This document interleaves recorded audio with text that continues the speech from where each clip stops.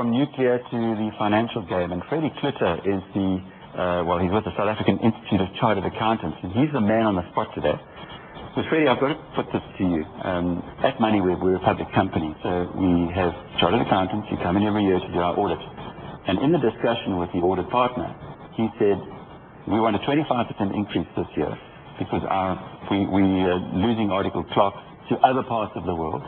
They told me about a whole lot of issues that are happening, and we can pick up with those in a moment.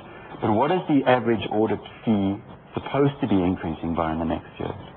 Look, the audit fee, I can't really comment on specifically on the audit fee because you have different cost structures in different firms. And it's supposed to be based on the number of the amount of hours that you spent on an audit based on an average rate. So obviously a smaller practice will have a much lower overhead base than some of your larger firms. Let's put it differently then. Are you finding that because of the skill shortages, people are getting paid more in the audit profession? I would definitely think so, because there is currently a big shortage of chartered accountants within the country. Although I must stress that that's very much anecdotal evidence. We're currently in the process of conducting formal research to determine what the exact position in South Africa is. Some people are saying we don't need that many accountants. Others are saying we don't need that many chartered accountants. Others are saying we need more accountants at a middle tier management level. And this research will hopefully tell SAICA where exactly we can focus our efforts to make sure that we still remain relevant within the country. SAICA, who do you represent? SAICA represents its members effectively. We currently have about 27,000 members of chartered accountants in the country and about 10,600 trainees. We refer to trainee accountants as they go through their practical training component in order to become chartered accountants. So there are 27,000 chartered accountants in South Africa? Yes, of which, as you rightly mentioned earlier, there's about 6,000 that's currently based overseas, the majority of which are currently based in the UK. Right, let's get into those anecdotal evidence. One of the article clerks that I know, or recently qualified article clerk, says that there are recruitment agencies in South Africa who are targeting final year article clerks, taking them to cocktail parties, having a good chat to them there, and getting their information and then subsequently making them job offers. 80% of those apparently leaving to go and work elsewhere in the world. That's actually, the 80% sounds a bit excessive. If you just refer to the numbers that I've given you earlier, we have about 23% of our members currently based overseas.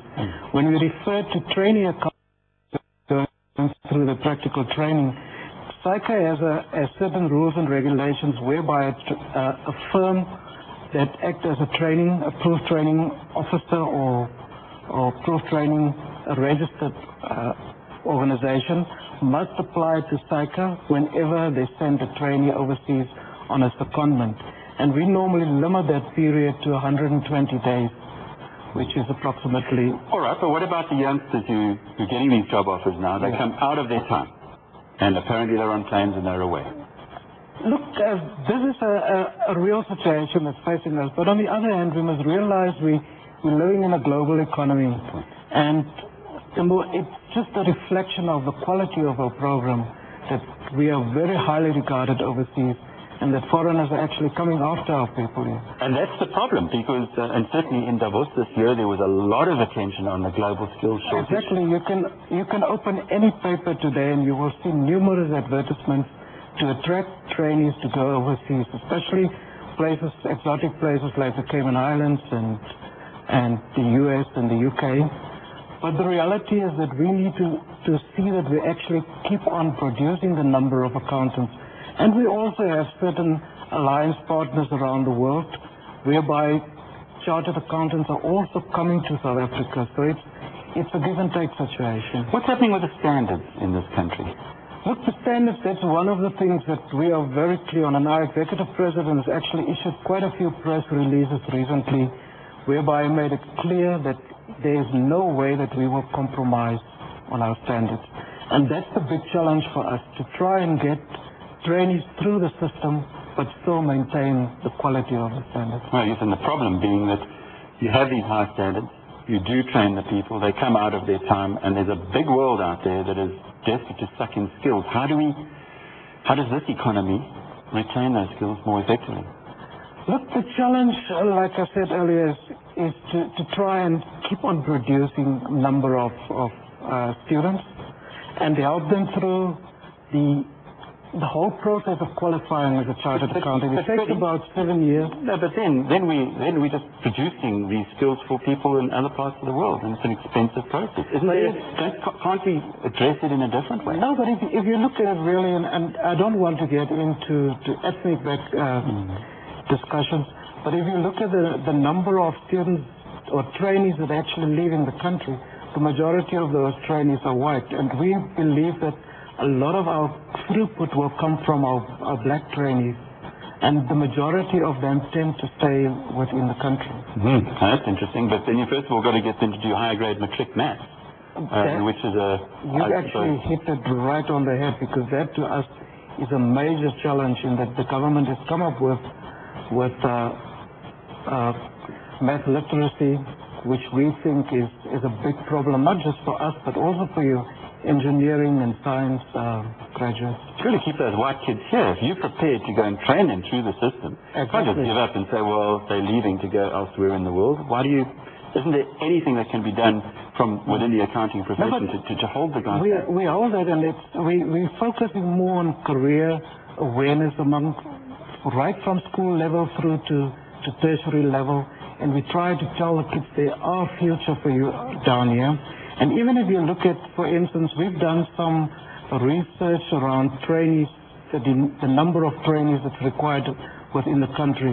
We find that although the demand for white trainees, for an example, is lower than the supply, all those white trainees end up with training contracts.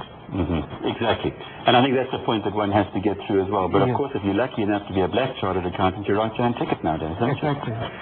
So it's a long-term process that one is addressing, but it's something you're fully aware of. And also, as you said earlier, you're doing an audit to see exactly where you need to fill the skill gaps in South Africa. When is that audit likely to be over? The research is currently underway, and we anticipate that a draft report be issued to us at the end of March, and we should hopefully shortly after that release the results. And just to close off with, a chartered accountant qualification is pretty tough to get. What do you have to go through? It's pretty tough, and that's one of our big challenges is the number of trainees are actually dropping out at an alarming rate of about 500, which equates almost the shortage that we have on an annual basis. And if we can keep those in the system, I think we will have achieved a lot. So it takes you about 7 years on average, 4 years of academic education, and 3 years of practical training and professional education. Well, that's very interesting.